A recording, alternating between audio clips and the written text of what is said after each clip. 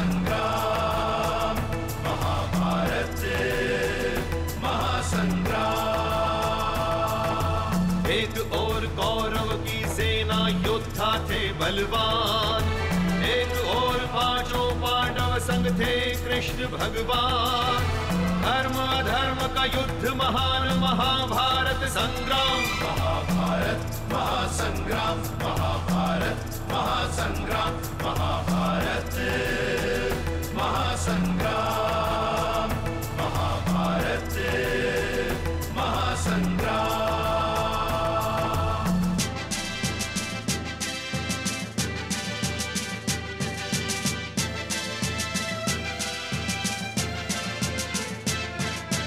दुर्योधन शकुनी मामा ने द्यूत क्रीड़ा रचाई थी, पांडव सारे दाव हारते हार गए द्रौपदी भी। हरी सभा में वस्त्र हरण करवाता है दुर्योधन, किसी ने किया विरोध नहीं, ना गुरुजन ने ना पितृजन। चीख रही द्रौपदी बिचारी, लाज बचाए कौन। शक्तिहीन बैठे सब पांडव, सारी सभा है मौन। फिर द्रौपदी की लाज बचाते आके कृष्ण भगवान। महाभारत महासंग्राम, महाभारत महासंग्राम, महाभारत महासंग्राम, महाभारत महासंग्राम।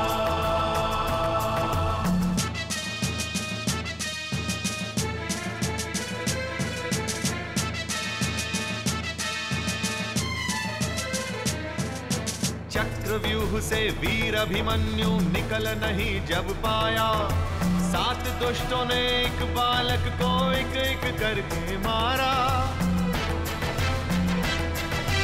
कर्ण ने मां को वचन दिया, पुत्र रहेंगे जीवित 5।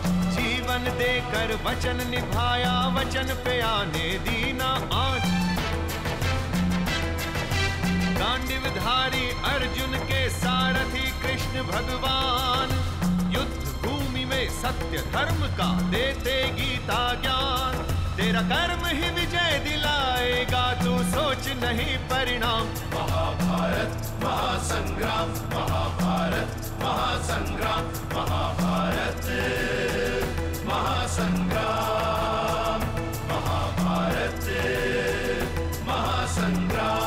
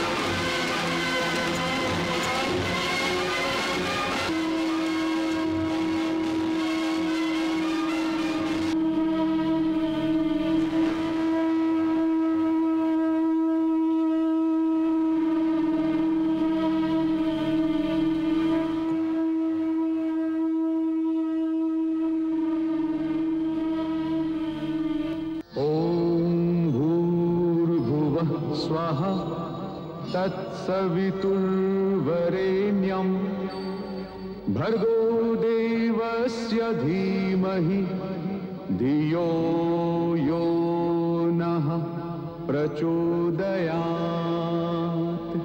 स्वाहा। ॐ विश्वानि देव सवितर्दुरितानि परासुव यद्भद्रं तन्न आसुव। स्वाहा। ॐ अग्नये स्वाहा। इदम् अग्नये इदं न मम। ॐ ॐ वायवे स्वाहा इदं वायवे इदं न मम। ॐ भूर्भुवः स्वः तत्सवितुर्वरेण्यं भर्गो देवस्य धीमहि धियो यो नः प्रचोदयात्। स्वाहा।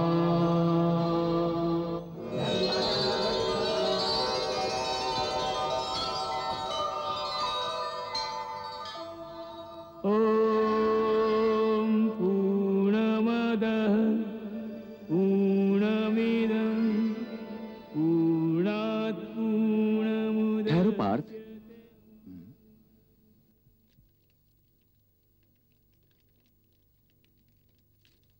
हवन कुंड में पूर्ण आहुति देने से पहले विजय प्राप्ति के लिए तुम्हें माता दुर्गा की पूजा करनी चाहिए। विजय प्राप्ति के लिए? हाँ, विजय प्राप्ति के लिए। हे केशव, जब स्वयं भगवान श्री कृष्ण इस युद्ध में मेरे साथ हैं, तो फिर विजय प्राप्ति में कोई आशंका है क्या? हे पार्थ, यह आशंका की बात नहीं, दैवी मर्यादा की बात है। इस अनंत सृष्टि का सारा कारोबार जिस शक्ति के द्वारा संपन्न होता है, वो शक्ति भगवती दुर्गा है। उनका आशीर्वाद प्राप्त करो। वो सदार्थ चित्ता है, अपने सच्चे भक्तों पर जल्दी ही प्रसन्न हो जाती हैं। वो महादुर्ग, प्रश्मनी और महाभय विनाशिनी हैं। उनके 9 नामों का उच्चारण करने से ही वो प्रसन्न हो जाती हैं। इसलिए मन में उनके 9 दुर्गा रूपों को धारण करके उनसे विजय का वरदान मांगो।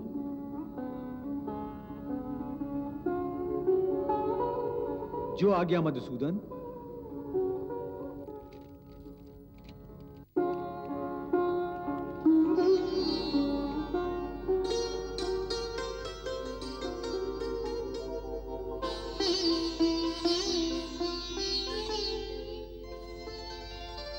हे महादुर्गा, महाभारत का महासमर मस्तक पे खड़ा है। महाबलियों के इस मेले में योद्धा एक से एक बड़ा है।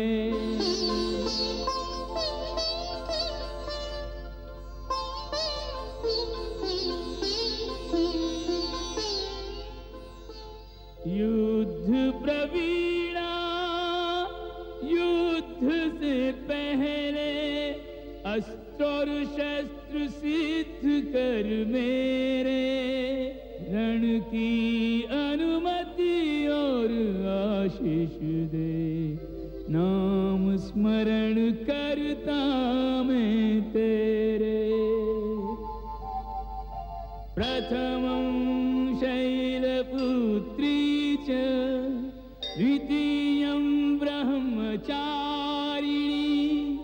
तृतीयं चन्द्रघण्टेति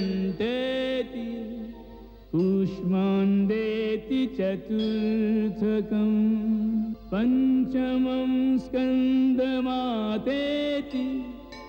षष्ठं कात्यायनीति च सप्तमं कालरात्रीति महागौरीति चाष्टमं नवमं सिद्धिदात्री च नवदुर्गा प्रकीर्तिता। चार भुजाओं वाली मैया इन भुजदंडों में बल भर दे।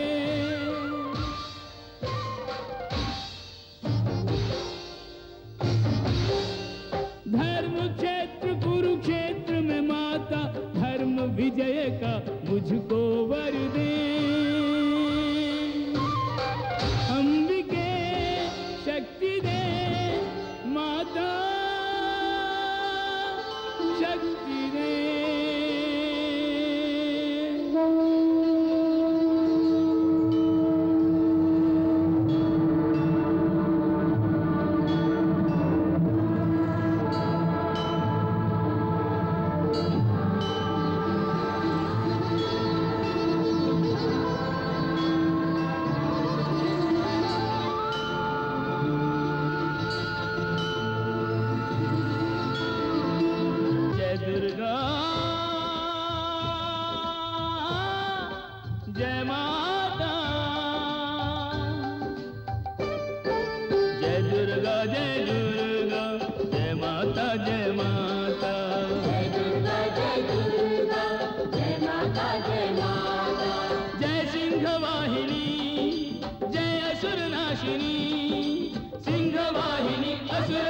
संहारिणी शैल सुजाता।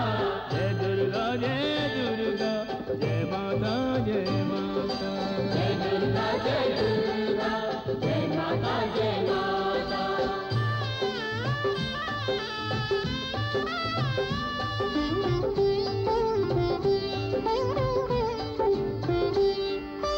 आद्याशक्ति अजन्मा अभिनव रूप धरे, दिव्यायुध संयुक्ता भय दुख दूर करे। ओम जयंती मंगलाकाली भद्रकाली कपालिनी, दुर्गा क्षमा शिवा धात्री स्वाहा सदा नमोस्तुते। जय विश्वकारिणी जय विश्वधारिणी जगदम्बे, सब विधि जाता। जय दुर्गा जय माता जय माता। जय दुर्गा जय माता जय माता।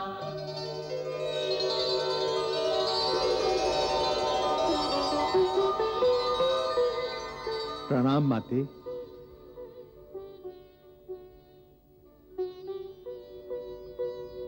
हे अर्जुन, मैं तुम्हारी भक्ति से प्रसन्न हूँ।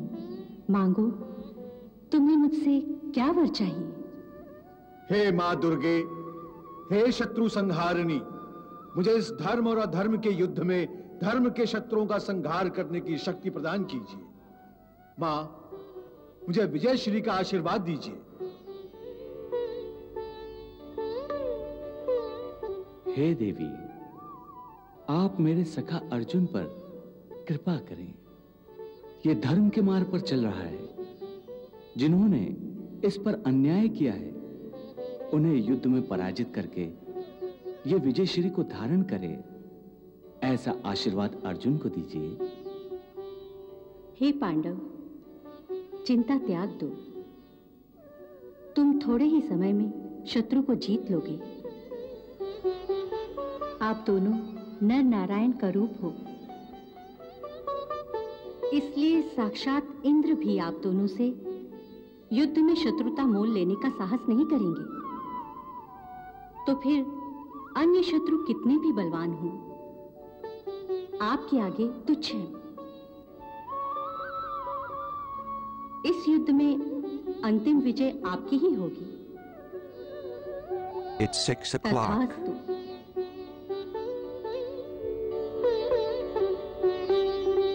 यं यं चिन्तयते कामं तं तं प्राप्नोति निश्चितम्।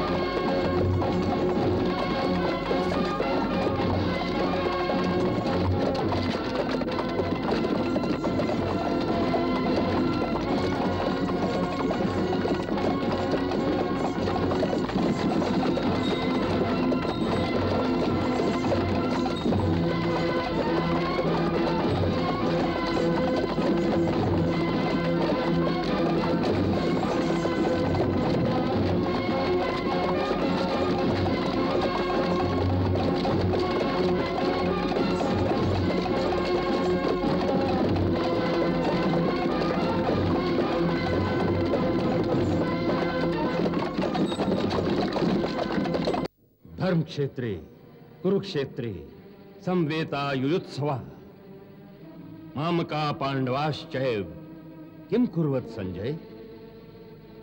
हे संजय, कुरुक्षेत्र जो धर्म क्षेत्र भी है, वहां युद्ध करने की इच्छा से इकट्ठा हुए मेरे पुत्रों और पांडु पुत्रों ने क्या क्या किया, ये तुम मुझे बताओ।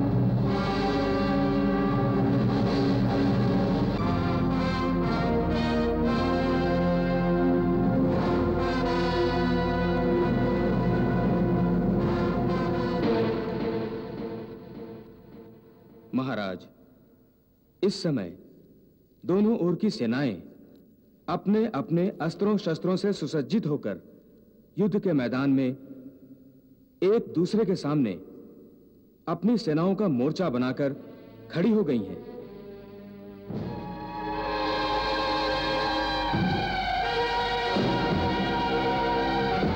महाराज, वासुदेव श्री कृष्ण सबसे पहले अर्जुन का रथ लेकर अपने सेनापति धृष्टद्युम्न के पास आए हैं। प्रणाम द्वारिकाधीश।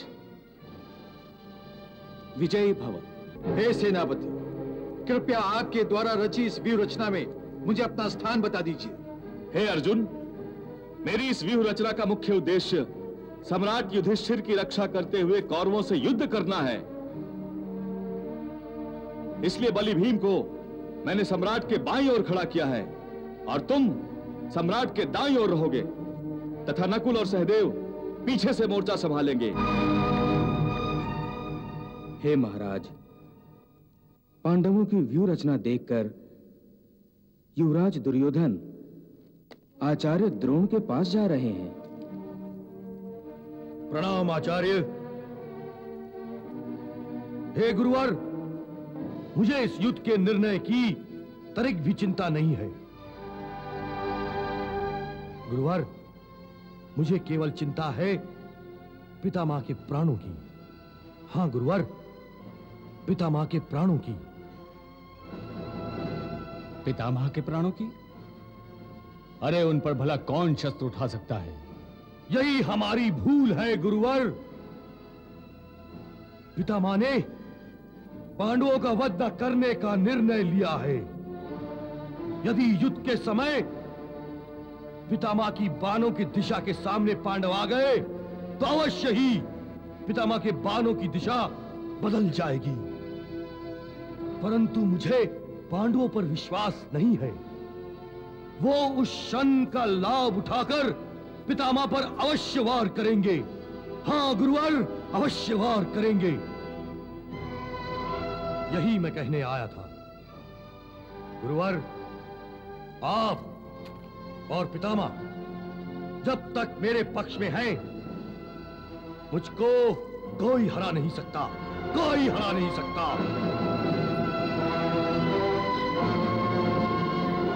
राम आचार्य।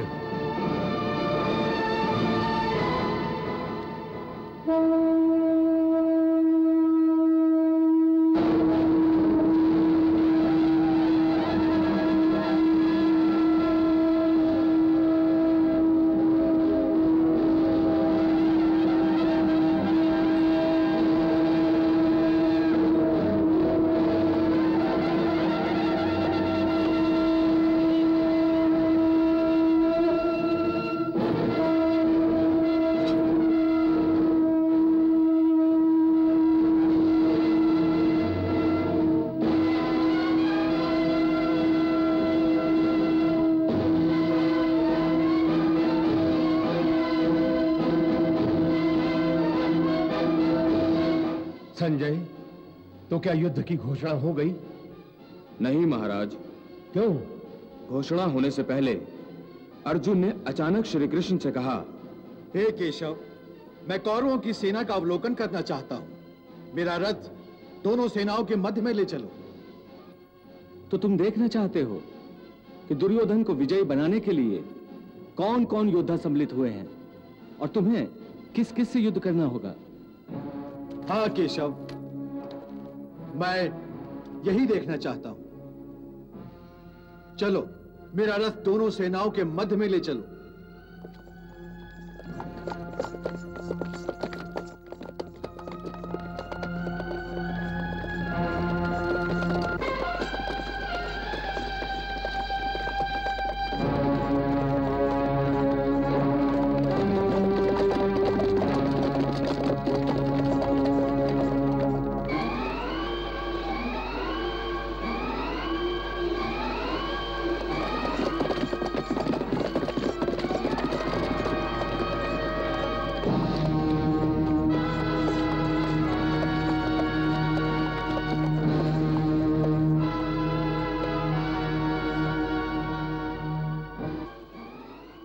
अर्जुन, तुम्हारी इच्छा के अनुसार मैं तुम्हारा ये रथ दोनों सेनाओं के मध्य में ले आया हूं।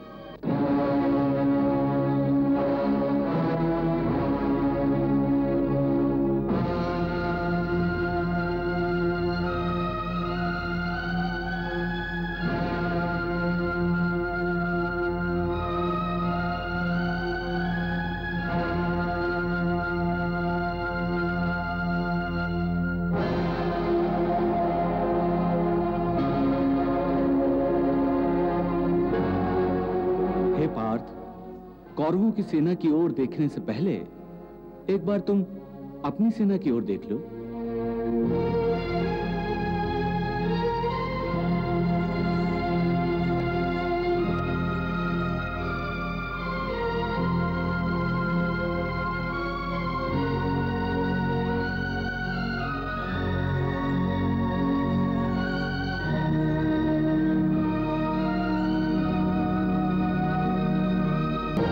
एक तरफ बलभीम खड़ा है जो अपनी प्रतिज्ञाओं को पूरा करने के लिए उत्सुक है।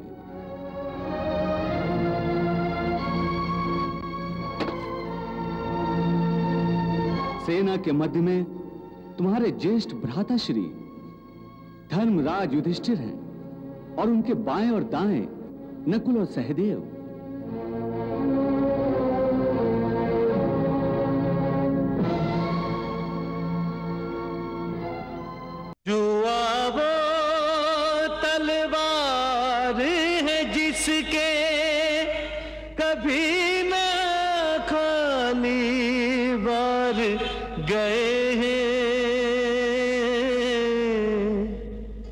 पढ़कर इसके व्यसन में ज्ञानी बुद्धि भी अपनी हार गए हैं।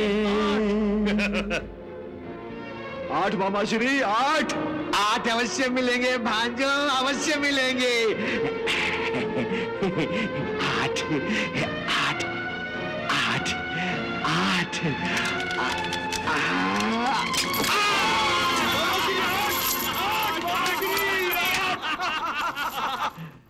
सम्राट युधिष्ठिर, आप अपना सारा राजकोष, सारी धन संपत्ति तो हार चुके हैं मेरे भांजे के हाथों।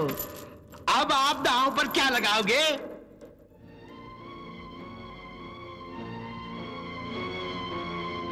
मैं अपने दास दासियों को दांव पर लगाता हूं। दास दासी? मामाश्री, मुझे 9 चाहिए, 9 आना चाहिए मामाश्री। 9 चाहिए। मिलेंगे भांजो, मिलेंगे। 9 निकालिए, 9 अवश्य मिलेंगे भांजो, अवश्य मिलेंगे। 9 तुझे। 9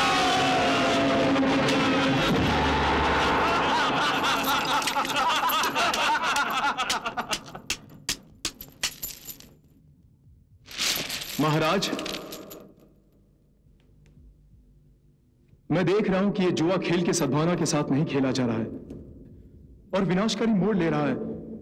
इसलिए मैं आपसे प्रार्थना करता हूं कि इस दूत को तुरंत ही रोकने का आदेश दे। इसी में कुरुकुल की भलाई है, वरना अनर्थ हो जाएगा। महामंत्री!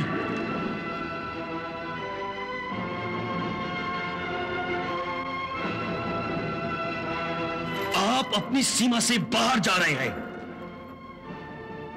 इस समय ये पांडव हार रहे हैं, इसलिए आप इस दूत को रोकना चाहते हैं। परंतु यदि कौरव हार जाते तो आपको इसमें कोई अनर्थ नजर नहीं आता। महामंत्री, आप बैठ जाइए। हमने कहा आप बैठ जाइए।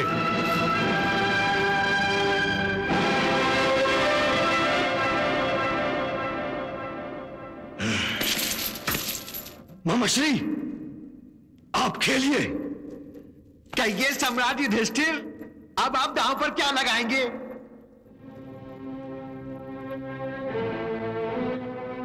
या अभी से मैदान छोड़कर भाग रहे हैं? हे सूत पुत्र, हमारी रगों में भी क्षत्रिय रक्त बह रहा है। हम युद्ध और द्युत को अधूरा छोड़कर कभी नहीं उठते। भ्राताश्री, लगाइए, जो मन में आता है वो लगाइए। मैं अपना हाथी दल दांव पर लगाता हूं। हाथी दल?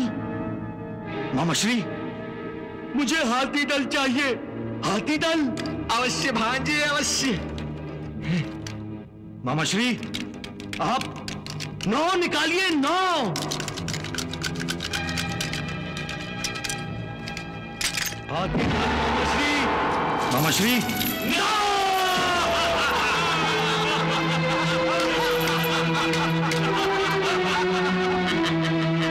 9 आ गया सम्राट युधिष्ठिर। क्या जीत लिया मेरे पुत्रों ने? क्या जीत लिया?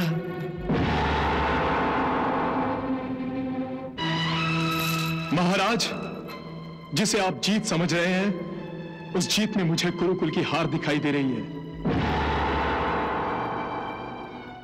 आप ये द्यूत रोक दीजिए, क्योंकि अब ये द्यूत नहीं रह गया है।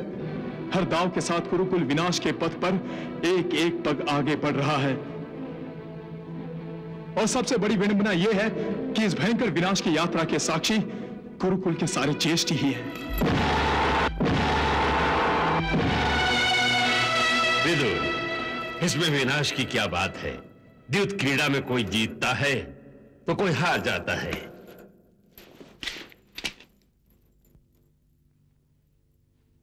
कहिए भ्राताश्री, अब क्या लगा रहे हैं दांव पर?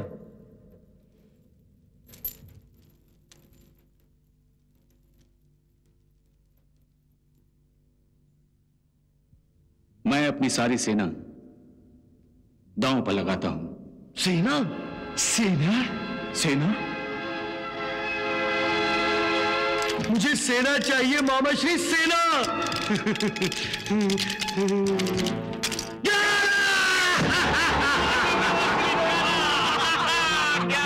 सम्राट, आपकी सारी सेना भांजे की हो गई।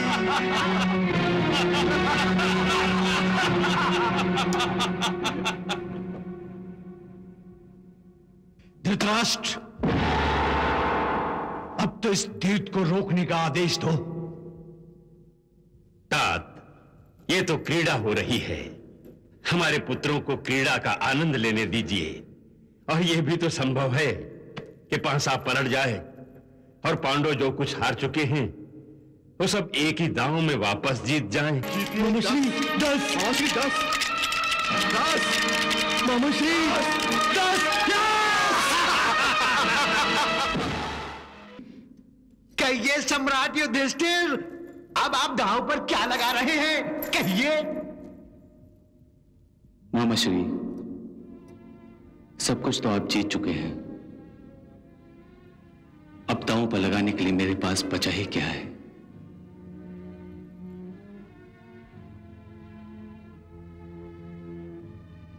मैं तो अब निर्धन हो गया हूं। नहीं सम्राट युधिष्ठिर, नहीं। अभी आप निर्धन नहीं हुए हैं। अब भी आपके पास बहुत धन है।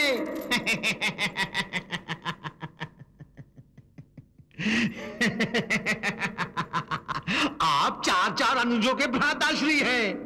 ये चारों भाई आपका धनी तो है।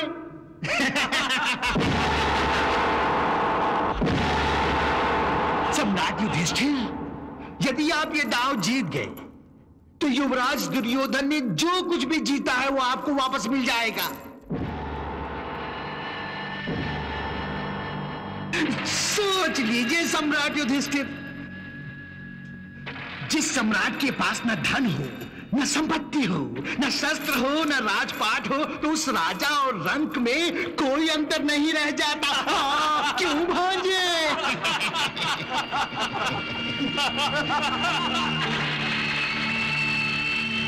भ्राताश्री, लगाइए अपने एक भाई को दांव पर और जीत लीजिए अपना खोया हुआ राजपाट, मान सम्मान। महाराज, क्या अभी आप द्यूत रोकना नहीं चाहेंगे? महाराज, ये द्यूत तुरंत रोक दीजिए। ये कैसा द्यूत है जिसमें हाथी दल, सेना, शस्त्र और राजपाट तक दांव पर लगाया जा रहा है? ये द्यूत नहीं है महाराज, युद्ध का दर्पण है महाराज, युद्ध का दर्पण। हाँ भ्राताश्री, क्या विचार है? भाइयों को लगाना है दांव पर या राजपाट त्याग करके संन्यास लेना है?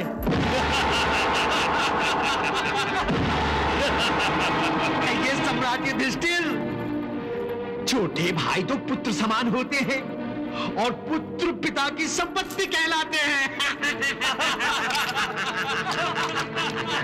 ठीक है, मैं अपने अनुज नकुल को दांव पर लगाता हूं।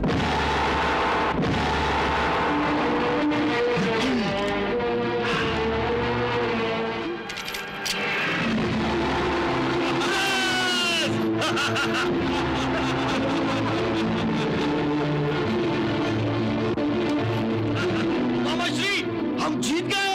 हम जीत गए। हम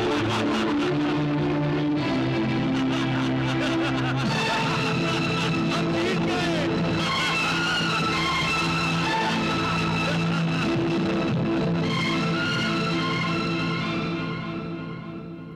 नकुल,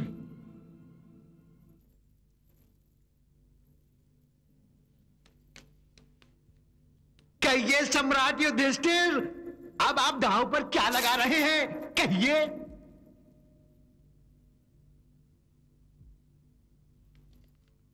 अब मैं सहदेव को दांव पर लगाता हूं। मामाश्री 11, मामाश्री 11, मामाश्री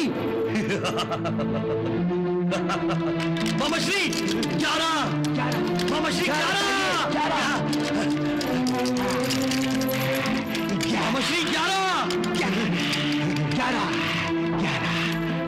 11, मामाश्री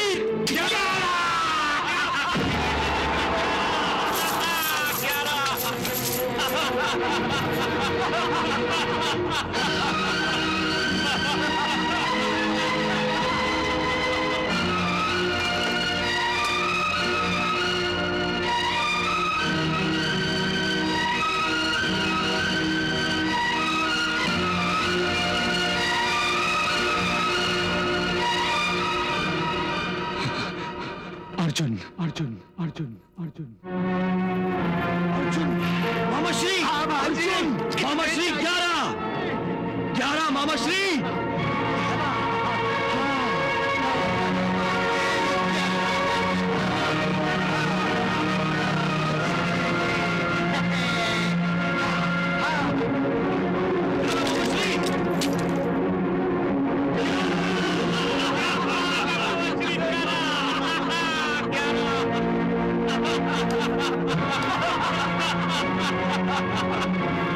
हमने अर्जुन को भी जीत लिया मामाश्री, हमने अर्जुन को जीत लिया।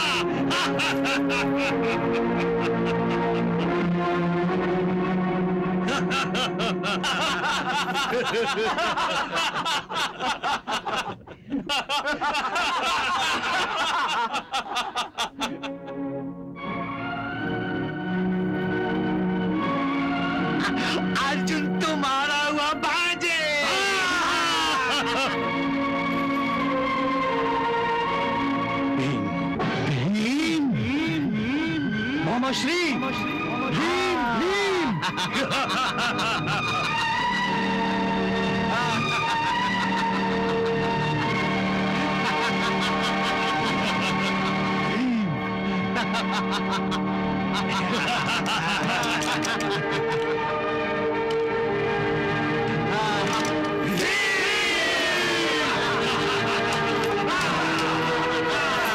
मामाश्री, हमने भीम को भी जीत लिया।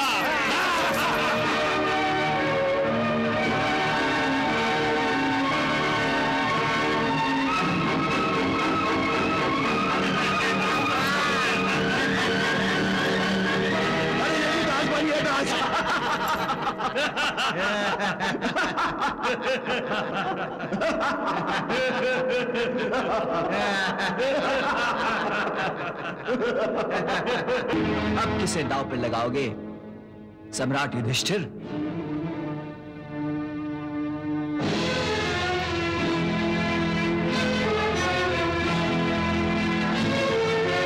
अब मैं स्वयं अपने आप को दांव पर लगाता हूं।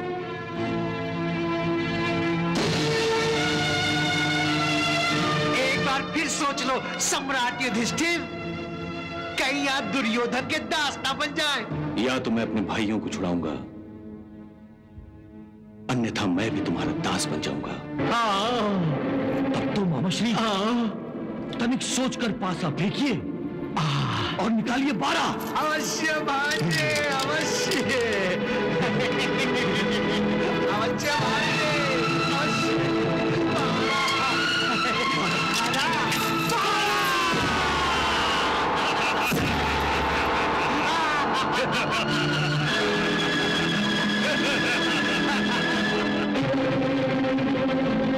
अब आप अपना मुकुट मेरे चरणों पे रख दीजिए।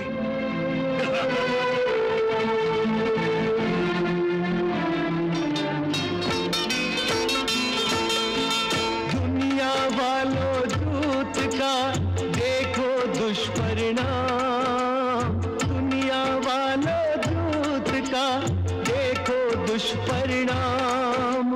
गजधन से नाराज संग हार गए धन धाम, राजा दास बने अनुजों संग राजा दास बने।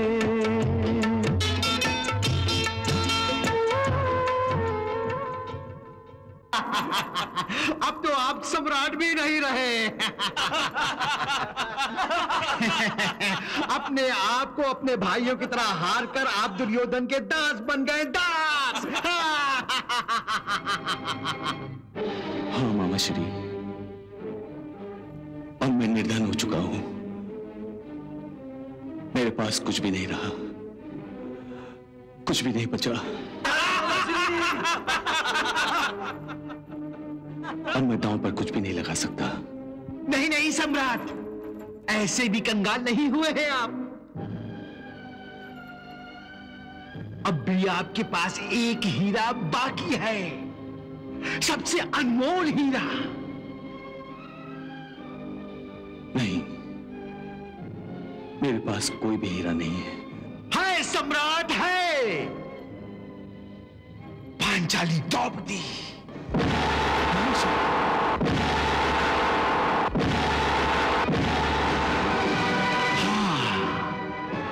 द्रौपदी। क्या सोच रहे हैं भ्राताश्री? पत्नी रानी बनी रहे और पांचों पति दास बन जाए, ये उचित नहीं है।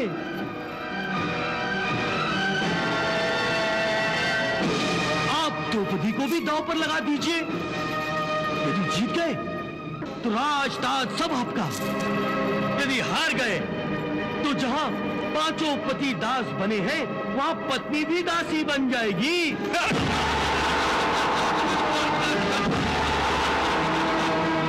पांच पतियों की अर्धांगिनी अपने पतियों से अलग कैसे रहेगी भ्राताश्री?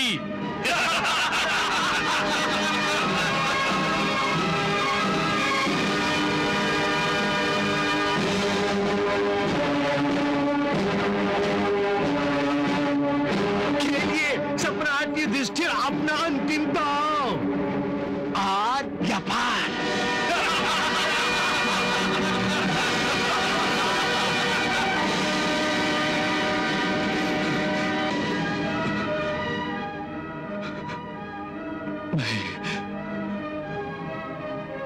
मैं द्रौपदी को भी दांव पर लगाता हूँ।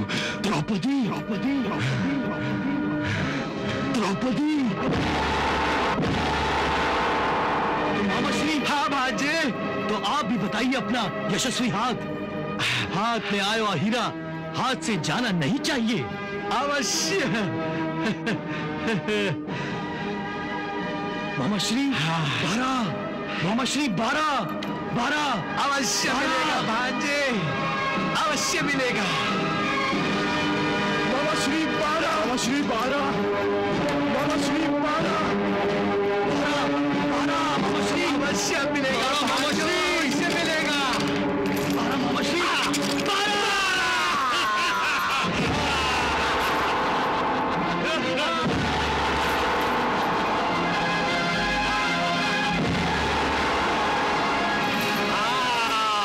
मामा श्री, हम द्रौपदी को भी जीत गए।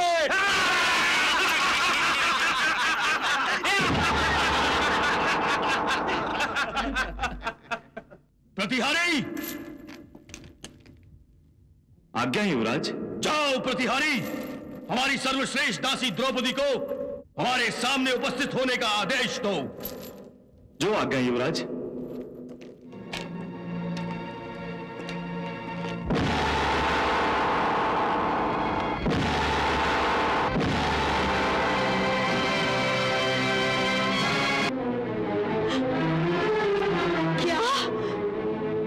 पांचों भाई दांव पर लग गए और उन्होंने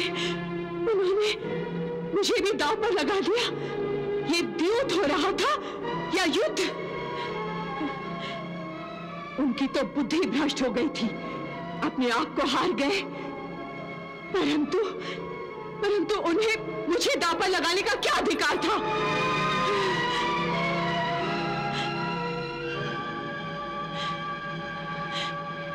प्रतिहारी। जी महारानी।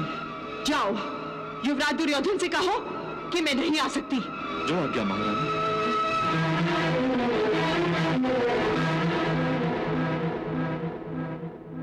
नहीं आ सकती? एक दासी की इतनी हिम्मत? धीरज रखो भांजे, तनी धीरज रखो। हाँ।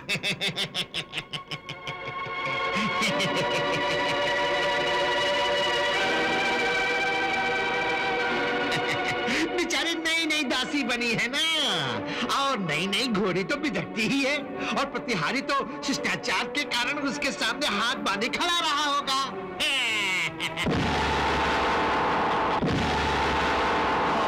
ठीक कह रहे मामा श्री। उस मूंजोर घोड़ी को कोई प्रतिहारी लगाम नहीं लगा सकता। दुशासन, आज्ञा भ्राताश्री। जाओ और द्रौपदी को तुरंत ले आओ।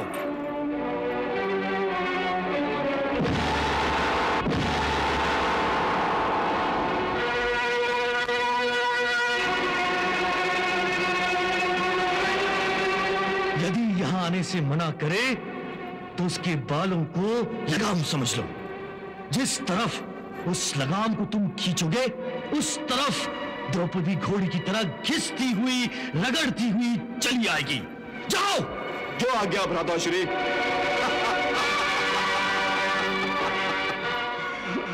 अभी लाता हूं द्रौपदी को भ्राताश्री।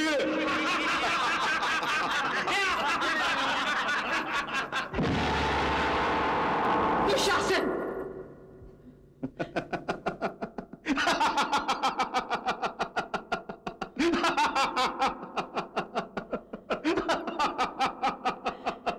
तुम्हें मेरे कक्ष में मेरी आज्ञा लिए बिना यूं नहीं आना चाहिए था।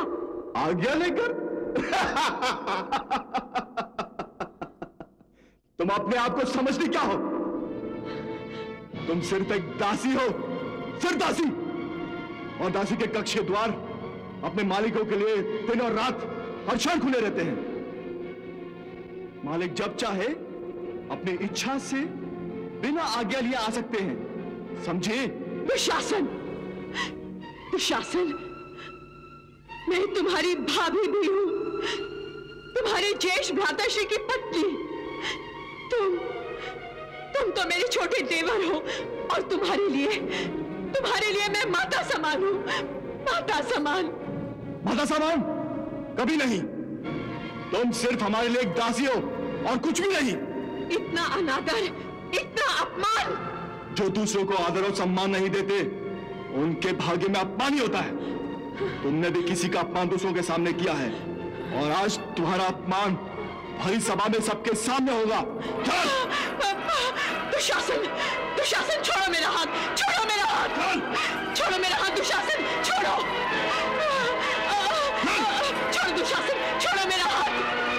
दुशासन कुछ तो सोचो, इस समय मैं एक वस्त्रा हूँ। दुशासन छोड़ो मेरा हाथ, छोड़ो। तो तू ऐसे नहीं मानेगी। नहीं। बहुत छटा रही थी। छोड़ो मेरा हाथ दुशासन। बहुत गुमान है तुझे अपने आप पर। अब तेरी ये लगाम मेरे हाथों में है। छोड़ो मुझे। देखता हूँ कैसे भागती है तू। मुझे दुशासन। भाग कैसे भागती है। चल मेरे साथ, चल, चल मेरे साथ।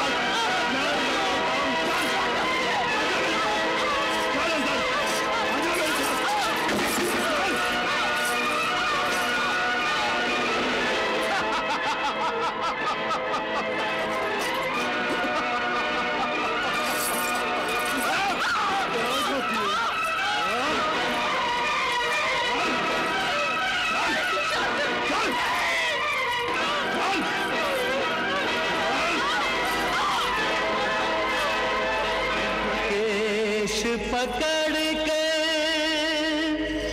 पांचाली के दुशासन ले चला ऐसे वृक्ष की बेल घसीट के कोई पागल हाथी ले जाए जैसे भरत वंश की मर्यादा कुरुवंश के हाथ बचे अब कैसे।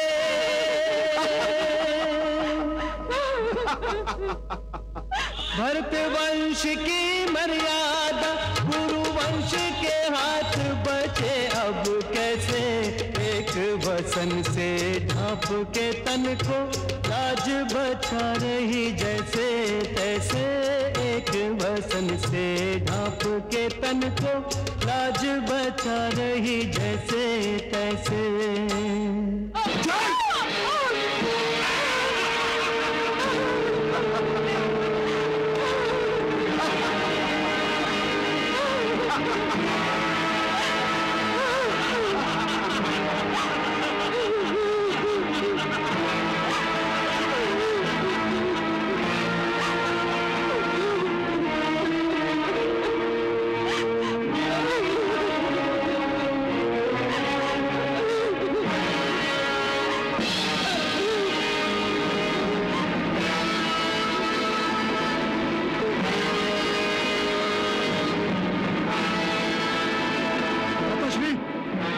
संभालिए अपनी दासी को।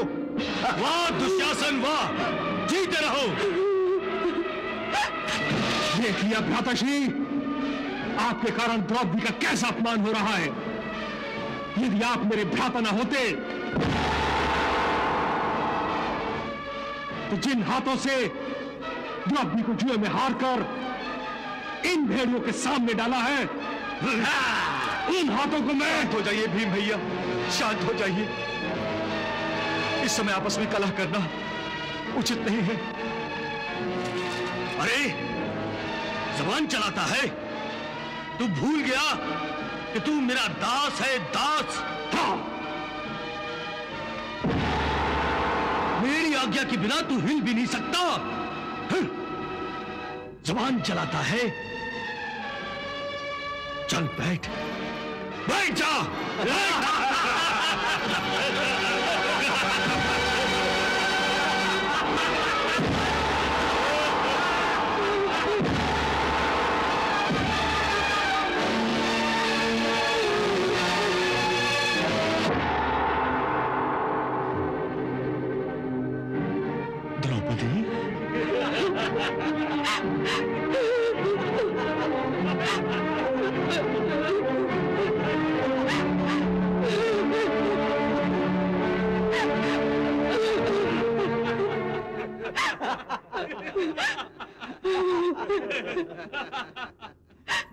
द्रौपदी।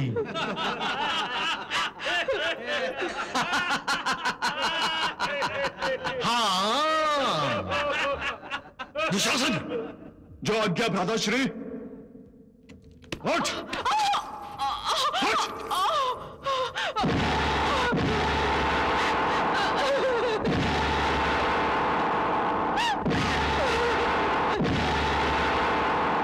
अपने स्वामी की आज्ञा का पालन करो।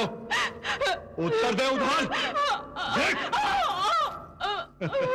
आओ द्रौपदी, आओ, आकर हमारी गोद में बैठ जाओ। दुर्योधन!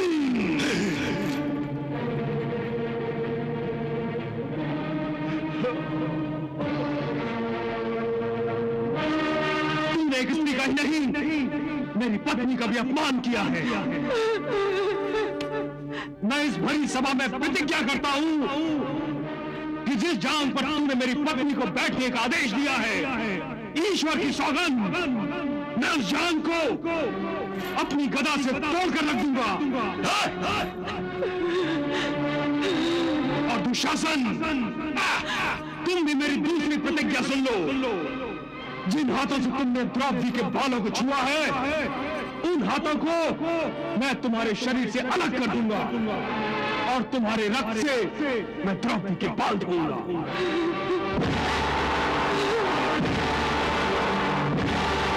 धीरे बोल, धीरे।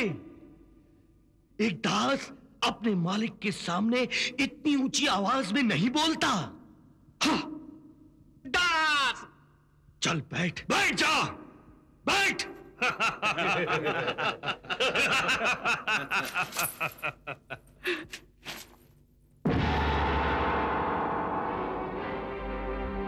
किसके मान सम्मान की बात पर तू इतना क्रोध कर रहा है और किस मुंह से तू इसे अपनी पत्नी कह रहा है?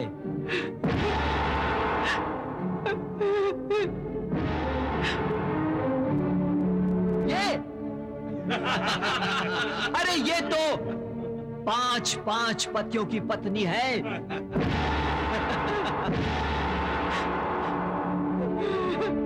पांच की जगह अगर 6 हो जाए तो कौन सा आसमान टूट पड़ेगा?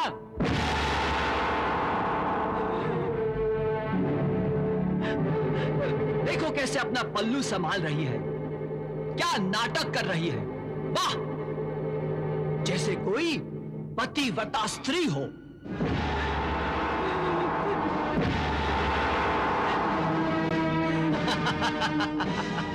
कैसे झूठी लाज का प्रदर्शन कर रही है, निर्लज कहीं की।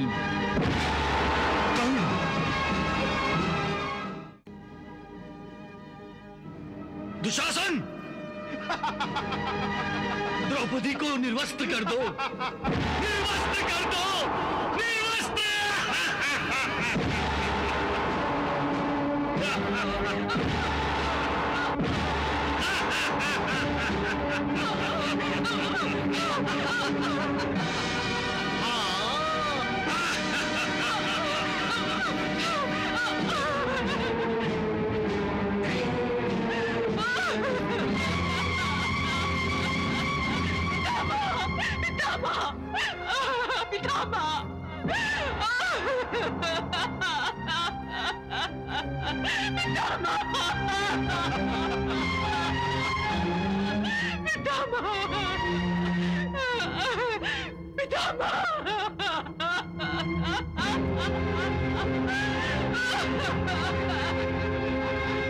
पितामह, आप हाथ पर हाथ धरे सब देख रहे हैं, कुछ बोल नहीं सकते, इस अनर्थ को रोक नहीं सकते। क्या यही संस्कार सींचे हैं आपने अपनी पीढ़ियों में कि वो अपने ज्येष्ठों के सामने एक स्त्री जाति की आत्मा को ही नंगा कर दे? पितामह, बोलिए, बोलिए।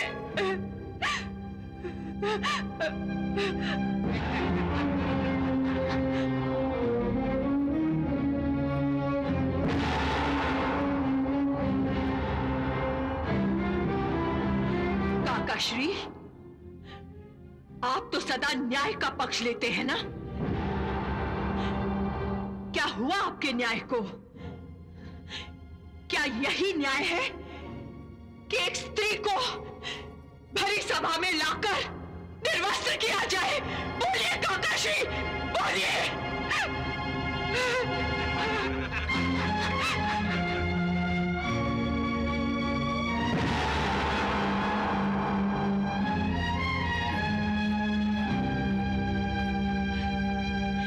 आप तो कुलगुरु हैं, धर्म की रक्षा आपका कर्तव्य है। क्या आपका धर्म भी लाचार और विवश है? क्या उसके मुंह में वो जीभ नहीं है जो इन अधर्मियों को रोक सके? क्या आपके धर्म के हाथ भी नहीं है जो उन हाथों को काट फेंके जो एक स्त्री की लाज को नोट फेंकने के लिए आगे बढ़ रहे हैं? कुलगुरु, बोलिए।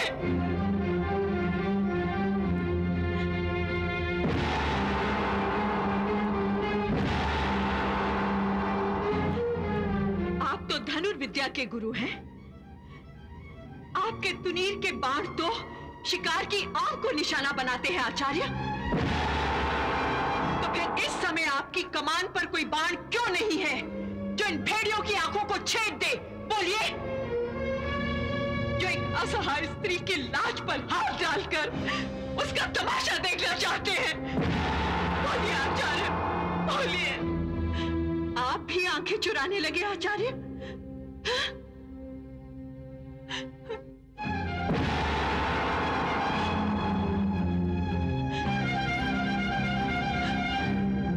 इस सभा में एक आप ही महाराज जो सबसे अधिक भाग्यवान है। हाँ, भाग्यवान है इसलिए नहीं कि आप महाराज हैं, बल्कि इसलिए कि इस दरबार में जो अत्याचार हो रहा है उसे आप देख नहीं सकते। यदि देख लेते तो अपनी आंखें फोड़ लेते महाराज। निसंदेह निसंदेह आप देख नहीं सकते, परंतु सुन तो सकते हैं। यदि अब तक आपने कुछ नहीं सुना है तो अब सुन लीजिए, ताकि कल आप यह ना कह सके कि आपने कुछ नहीं देखा, कुछ नहीं सुना। आप ही के राज में, आप ही के दरबार में, आप ही के अध्यक्षता में, आप ही के पुत्र, आप ही के सामने, आप ही के राज में, आप ही के दरबार में, आप ही के अध्यक्षता में, आप ही के पुत्र, आप ही के सामने, आप ही के दिवंगत भाई की पुत्र वधू को निर्वस्त्र करने जा रहे हैं महाराज। पुत्र वधू को निर्वस्त्र करने जा रहे हैं, निर्वस्त्र करने जा रहे हैं।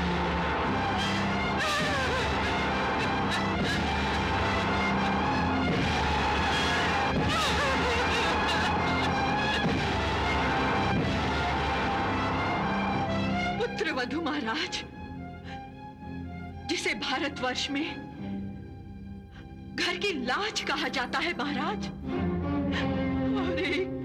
हर एक नारी जिसे माता और देवी कहकर सम्मानित किया जाता है, उसी के सम्मान के चिथड़े उड़ाए जा रहे हैं महाराज, चिथड़े उड़ाए जा रहे हैं। निर्लज्ज पुरुषों से भरी इस सभा में एक अकेली नारी अपनी जान बचाने के लिए एक एक को पुकार रही है, और सुनने वाला कोई नहीं है महाराज, सुनने वाला कोई नहीं है।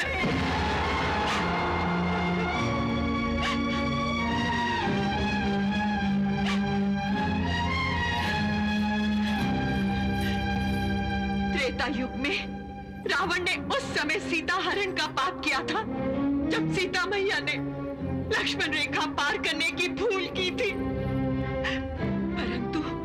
परंतु इस रावण ने स्वयं लक्ष्मण रेखा पार करके एक स्त्री को बाल पकड़कर पशुओं की भांति घसीट लाने का दुस्साहस किया है।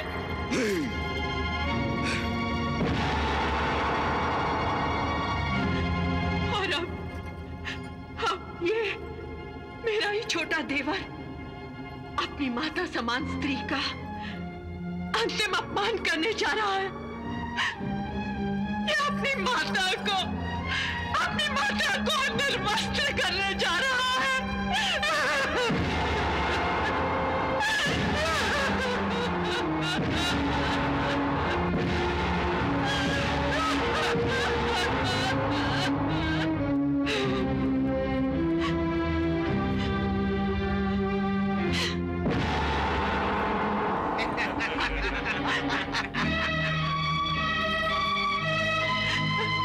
तुम में से हर एक महाशक्तिमान है, कोई सर्वश्रेष्ठ गदाधारी तो कोई सर्वश्रेष्ठ धनुर्धर,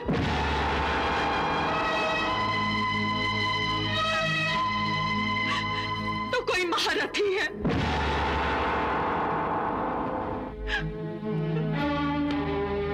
मेरी लाज के ये पांचों रक्षक जिन्होंने पानी ग्रहण के समय मेरी लाज की रक्षा की शपथ ली थी, आज मेरी ही लाज को लूटने वाले इन अधर्मियों के साथ न जाने कौन सा धर्म निभा रहे हैं।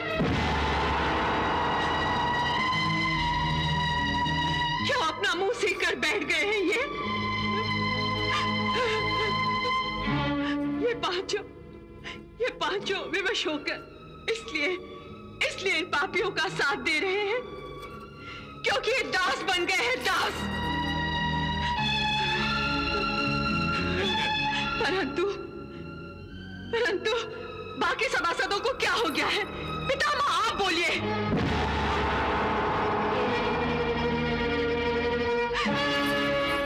गुरुदेव आप बोलिए। आप सब जीवित लोग हैं या पाषाण की मूर्तियां? अरे आप सबके दिल पत्थर के हो गए।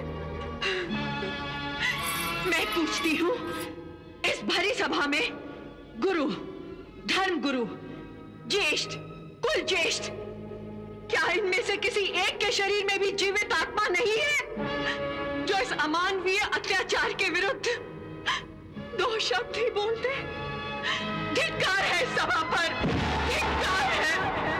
धिक्कार है सभा पर, धिक्कार है। ये अन्याय है, अत्याचार है ये। इस सभा में जो कुछ भी हो रहा है वो ठीक नहीं हो रहा है। विकर्ण, तुम युवराज दुर्योधन के विरुद्ध बोलने का साहस कर रहे हो।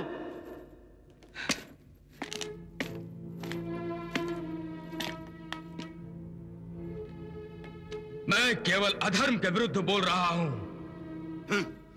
इस सभा में इस समय जो कुछ हो रहा है ना तो वो धर्म है और ना ही सभ्यता। विकर्ण, चिल्लाइए मत भ्राताश्री, चिल्लाइए मत।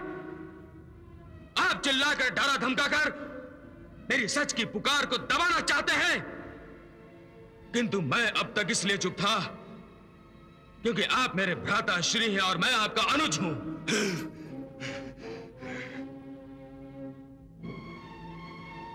मैं प्रतीक्षा कर रहा था कि इस सभा में उपस्थित हमारे ज्येष्ठ कुछ बोले, परंतु पिताश्री, पितामह, गुरु द्रोण, कुल गुरु कृपाचार्य और काका श्री के चुप ने अन्य सभासदों को भी अपना मुंह बंद रखने पर विवश कर दिया है।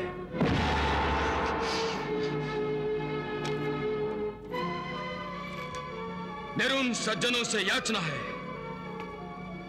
कि जिनके अंतरात्मा अभी तक सोई नहीं है वो युवराज का विरोध करें और अति शीघ्र इस सभा को त्याग दें। विकर्ण,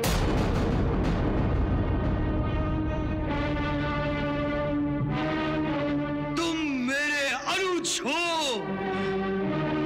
यदि तुम्हारी जगह कोई और होता तलवार से इसी समय उसकी गर्दन उड़ा देता।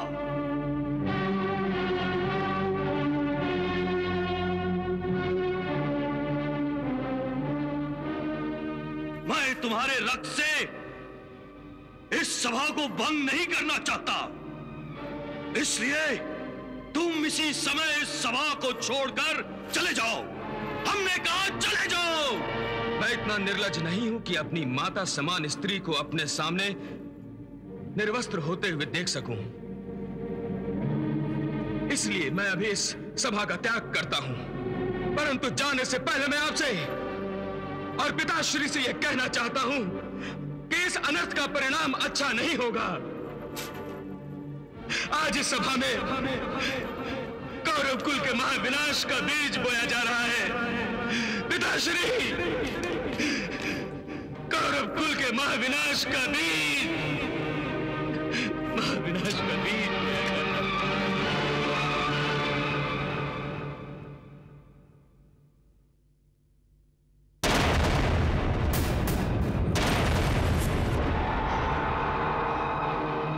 दुशासन, क्या सोच रहे हो?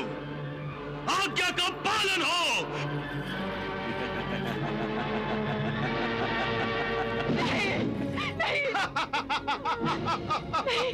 द्रौपदी के लुटने की लीला देख रहे निर्मम हो सारे,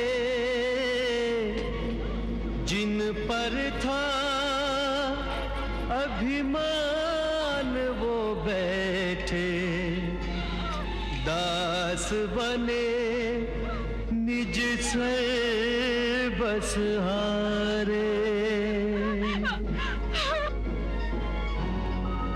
आस लुटी विश्वास लुटा, टूटे सब आधार सहारे। चारों ओर से हार गई तब अंत में आई प्रभु के द्वारे।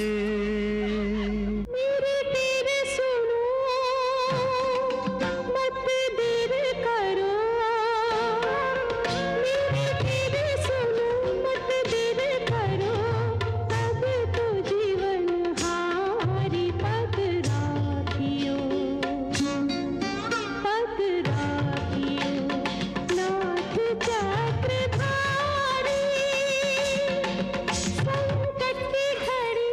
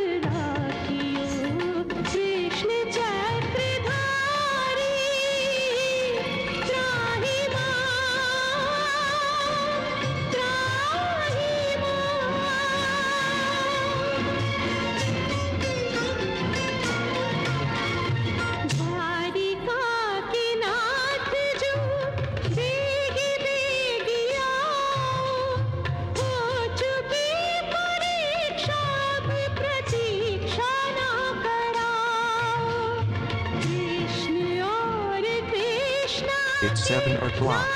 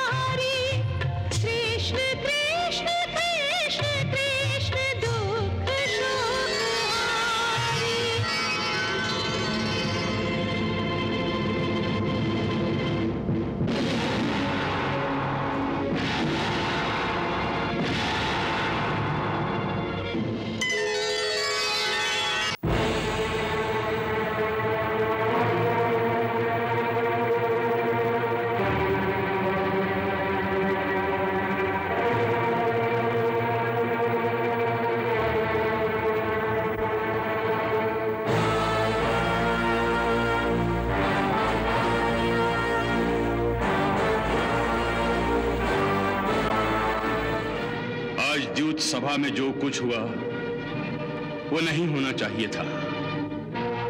पांडव अपना जो कुछ हार गए हैं, राजपाट, धन दौलत, वो मैं सब उनको वापस करता हूं। महाराज, इस तरह ये द्यूत बच्चों का खेल बनकर रह जाएगा। जुए के खेल में कोई जीतता है तो कोई हारता है, और हारने वाले को कुछ ना कुछ हारना ही होता है।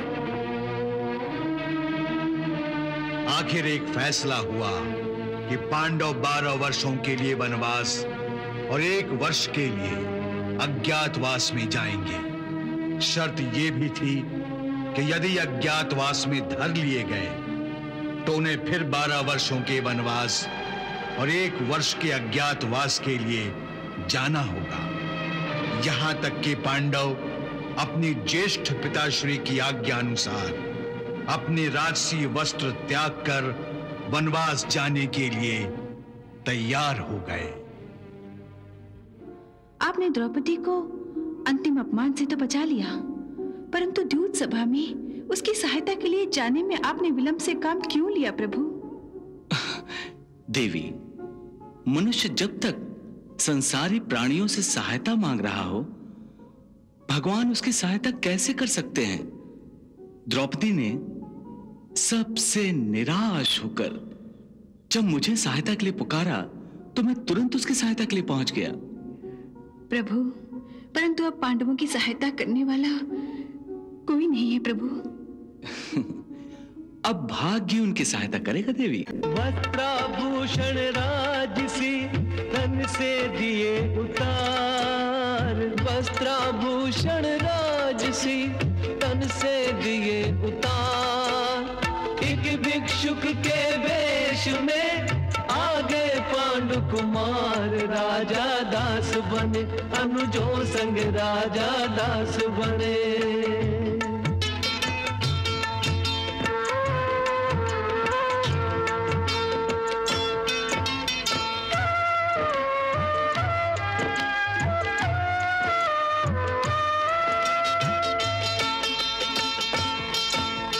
अनुमति मांगे मात से शीश नवा कर जोड़, अनुमति मांगे मात से शीश नवा कर जोड़। भारी मन से जा रहे मातृभूमि को छोड़, राजा दास बने अनुजों संग राजा दास बने।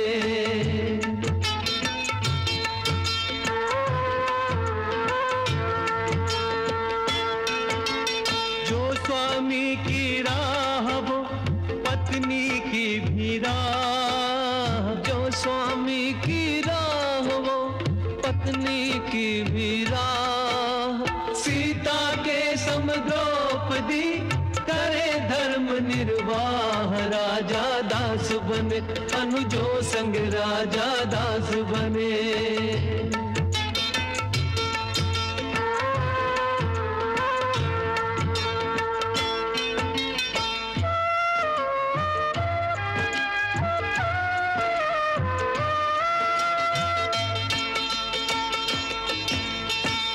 दोष का फल कहे कोई नियति का लेख, कोई दोष का फल कहे कोई नियति का लेख।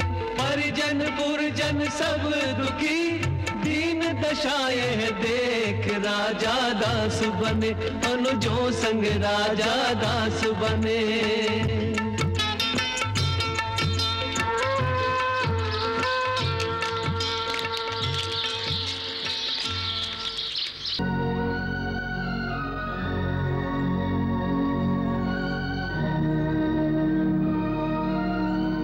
ये तुम्हारे चारों भाई तुम्हारी गांडीव की टंटकार सुनने के लिए बेचैन हैं। इन चारों भाइयों ने तुम्हारा दुख और सुख में साथ दिया है, परंतु अब वो अपने अपमान का प्रतिशोध लेने के लिए उत्सुक हैं। और अब तुम शत्रु की सेना की ओर देखो। सेना के अग्र में खड़े हैं पितामह भीष्म, पांडवों के और तुम्हारे सबसे बड़े शत्रु। पितामह और हमारे सबसे बड़े शत्रु?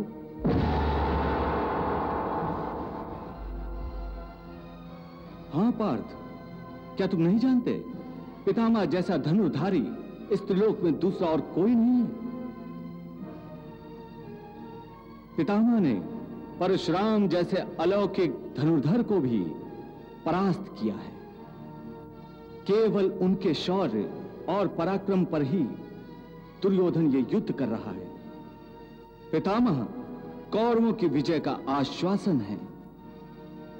पितामह पर कोई विजय नहीं प्राप्त कर सकता।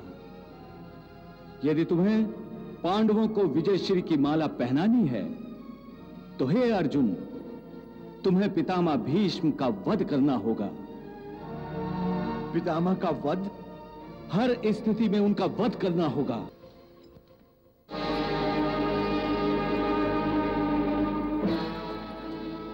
यदि तुम्हें पांडवों को विजयी बनाना है तो तुम्हें इन सब का वध करना होगा।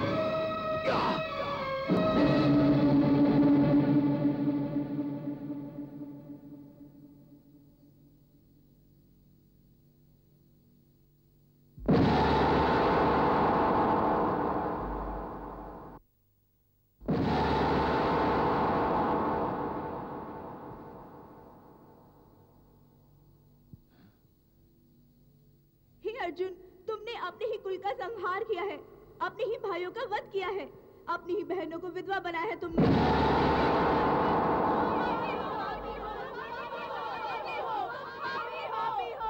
नहीं, नहीं, नहीं।